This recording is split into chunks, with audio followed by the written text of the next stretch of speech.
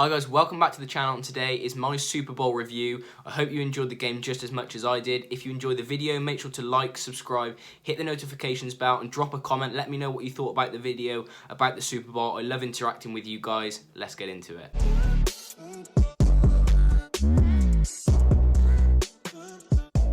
So firstly, we're going to look at the Buccaneers' defensive side of the ball, because this is really where the game was won and lost, as many of you will know if you watched the Super Bowl. You know, they just didn't let the big game players like Mahomes, like Tyreek Hill, they just didn't let them into the game whatsoever. And there was a number of reasons for this, and we'll delve into why now. So you're going to see multiple clips here of absolutely outstanding pass rush from the Buccaneers, but that wasn't aided by the fact that both the Chiefs' tackles were injured. But the Bucs' pass rush was just way too good for them. So this great sack comes about because they've got the three defensive linemen and then a linebacker lined up over the top of the right tackle. And then Vita is such a great nose tackle. He creates real good pressure up the middle, and it just means that the center's engaged with Vita, and the left guard thinks, because of how powerful, how good his pass rush is, that he has to sort of help him out. So he comes across to the center and gives Vita a push, taking him out of position. Now, number 98 spots this, comes on an inside pass rush really nicely, and then the linebacker goes all the way around the outside, almost like a big stunt really, and gets around the outside of the left tackle, because obviously he has to take his defensive end, number 98. And then Ndamukong Suh and the linebacker both converge on Mahomes at the same time. It's just a great pass rush, really well drawn up, and it's a massive loss for the Chiefs. Now, this is another play, and, you know, I know the benefits of a 7-step drop is that you're generally giving yourself more time to assess the situation without, you know, all the defensive linemen in your face. But when you've got two backup tackles, personally, I think you should be just sticking to a 3-5-step drop. It just means that they haven't got to drop so deep on that pass protection, because when you're taking a 7-step drop, they've got to come back so far to make sure that the defensive end can't get to you. But then when you're against such elite defensive ends like Shaq Barrett and Jason Pierre-Paul, who have been so good all year long, you're just leaving yourself open on the inside and on the outside. And in this case, Mahomes goes to take the 7-step drop. Shaq Barrett fakes to the outside. The right tackle's taken way too far of a drop, and it opens up a massive gap between him and the right guard. And Shaq Barrett just shifts his hips really nicely to get to the inside. He doesn't even really need to use his arms and rip down. He just shifts his hips really well and goes through the gap. Mahomes has to throw the ball away on a key third down in the red zone. Okay, now this is going to be the last clip looking at the pass rush, but it's just crazy. This clip is almost identical to the first one that I showed you, except this time you've got the defensive end, Shaq Barrett, who's going to come on that big stunt round the back of the defensive line instead of a linebacker in the B gap. But the principle's the same. You've got Vita,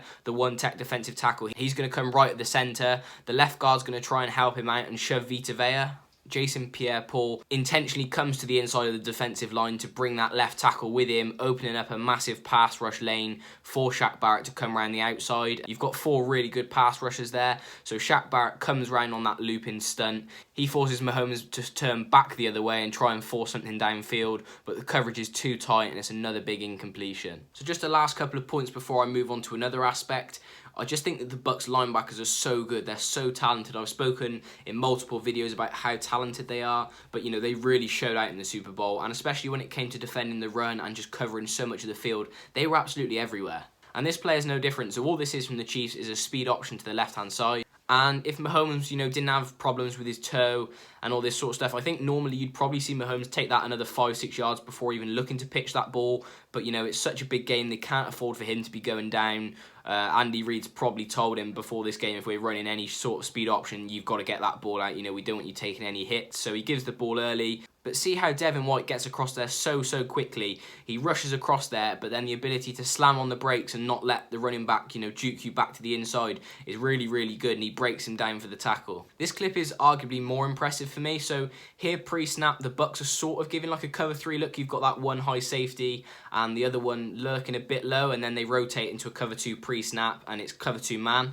And here you've got Lavonte David in one-on-one coverage with Travis Kelce, and normally Travis Kelce's just way too much to handle for linebackers in one-on-one coverage. You see here, Kelce actually gets a really nice push off and inside release, and Mahomes, you can't really ask for much better placement of this ball. He's tried to put it as low and as far out in front of Kelce as possible so that only Kelce can make a play on the ball and not Lavonte David. But the way that he catches up to Kelce and then at the last minute reads Mahomes' eyes, dives in front and makes the play, that is outstanding. You know, that's a hard play for a really quick corner to make, but for a linebacker to be able to stick on someone's hip that long and get in front of such a big tight end like Travis Kelce and make a play, that is outstanding. I was so impressed by this play. Now we've looked at the defence, I think it's time to sort of flip it over to the offensive side of the ball. Let's have a look at the runs. So this first example was a nice power run to the right-hand side, and it's pretty obvious what the Bucs are going to do here. I mean, I know they've still got Cameron Brate and Gronkowski in the game, and they've got Mike Evans to the bottom of the field. They've brought in extra O-linemen, which they do so often. And basically all the O-line are going to do here is going to crash down to the left-hand side. It's a power run to the right, and you're going to see this left guard is just going to come all the way around the back of the offensive line, and the Titans going to climb to the second level really, really well, seal off that block, and 74 is just going to get the lead block for Fournette, and he's going to walk it into the end zone. It's a really, really well-designed play, and this doesn't happen unless Brate and Gronkowski get to the second level and, you know, seal off the blocks on those linebackers. They do a really good job of getting off the line, getting downfield and blocking, and the hole just opens perfectly. Now this next play will be called Tiger West Right, Z Short 15 handoff. So all this means is you've got Tiger West Right. Tiger refers to the personnel grouping, so you've got 2 tight ends in the game, 2 wide receivers and a back. West Right refers to the alignment of the tight end, so you've got the wide tight end here on the end off the ball. And then you've got Z Short, which refers to this Z receiver, in this case Chris Godwin, motioning in. Short can mean different things. He can stay outside the offensive line, but Bucs use this motion a lot where they sort of end up behind the tackle or the tight end to give extra push behind the O-line in the running game. And then 15 refers to the front side of the O-line blocking down to their left and creating the gaps. And in this case, the key blocks are going to be from the right guard. The way that he seals off this defensive tackle is so impressive. He finishes the block. You know, they had these 6, 7, 8, maybe more yard runs so frequently, it just kept the chains moving. And, you know, the Chiefs haven't really had a running game all year. This is what the Bucs really did have over them in the game. So this next play call, to the best of my knowledge, would be called Zebra Double Wing Stack Right, 14U Sift. So all it means is that you've got the double wing, which is the 2 wide receivers to the bottom of the field, the one to the top, with the tight end at the end of the offensive line off the ball. You've obviously got the double stack to the bottom of the field. And then the 14 would be the concept of the front side of the offensive line blocking down to their right. And the U-sift is this U tight end who's just been motioned in. He's going to go around the back of the offensive line and block off this defensive end, allowing the offensive line to forget about him and all take a man to their right-hand side and open up bigger lanes. You see the key block on this play comes from the right guard. He gets the front side of that block and just keeps driving the KC player towards the sideline, and it opens up a massive cutback lane for Ronald Jones to run through, and it's a really nice run again. So in this last point, maybe slightly controversial, I don't know, but the Chiefs' discipline has to be better. You're in a Super Bowl, you've got the eyes of, you know, everyone on you, and you may think that some of the calls were a bit harsh and they were hard done by, but I still think you've got to be whiter than white in the Super Bowl. This is just one example. Brady receives the snap, there's not long to go in the half. Evans simply runs a go route to the outside, and, you know, he gets tripped by the cornerback. Looks like he tripped over the defender's feet because he was in front of him, but, you know, either way, you can't be tripping him up. I can understand why the ref has thrown the flag, even though it's sort of a grey area in the rules as to whether that should be a flag. It talks about when they're parallel to the receiver, if it's unintentional, then it's not a flag. There's not a lot if they've sort of unintentionally tripped them up from behind, so it is a grey area on that one. Then again, after this penalty, when they are down in the red zone, you know, he's just going to run straight up the seam here. Mike Evans, again, nothing complicated. Brady's going to just try and hit him for Mike Evans to high point the ball over tyrann Mathieu.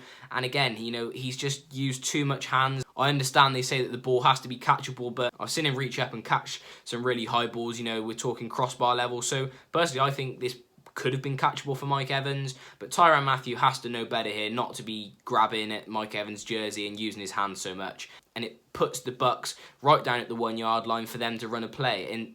And then in another point in the game, the Bucs had a field goal try. This was already after they'd intercepted the ball and it got pulled back for holding, but you know, that's another matter. I'm not going to look at that one. But here it's a field goal. You've got one, you know, arguably 2 people they pointed out on commentary that could have been called on the offsides here, trying to block the field goal. And you go from giving up 3 points to giving Brady another chance to go and score a touchdown. And what do you know? The very next play, Gronk goes and scores in the end zone. And again, this isn't, you know, discipline in terms of giving away a penalty this time. This is just eye discipline and, you know, discipline in terms of sticking to your receiver. So the Chiefs are running a cover 1 here. They actually do really, really well. All the receivers are covered. And then Gronk sort of reaches halfway back in the end zone. And the DB is looking way too much at what Tom Brady's doing. You've got to be sticking to your receiver like glue, not turning your head so much only when you think he's throwing that ball. But he's almost staring Tom Brady down, you know, and Gronk's allowed to do what he wants. And in the end, Gronk breaks back to the inside late on in the route because the DB's too busy watching Brady, and he's got a wide open catch in the end zone for a touchdown. So just recapping the keys to the Buccaneers win and the Chiefs loss. That Buccaneers defense was very, very similar in terms of how much they locked down the opposition's offense to the New England Patriots in 2018 against the Rams. You know, they just absolutely shut down the Chiefs, which have been so effective on offense this season. So that was a shock for a lot of people. I think we all knew that the edge pressure was going to be a massive factor in the game, but I don't think we were expecting Patrick Mahomes to be under pressure quite that much. Then, as I mentioned, the running game was awesome all night for the Bucs. The way that their linemen got downfield to the second level and blocked was superb. And then the Chiefs, sort of ruining themselves with their own discipline, just allowed the Bucs and Brady to have more possession time and push down the field, which turned into touchdowns. So thanks for watching, guys. I hope you've enjoyed the video. If you have, make sure to like, subscribe, drop me a comment. As I said, I love talking to you guys. I hope you have enjoyed. See you in the next one.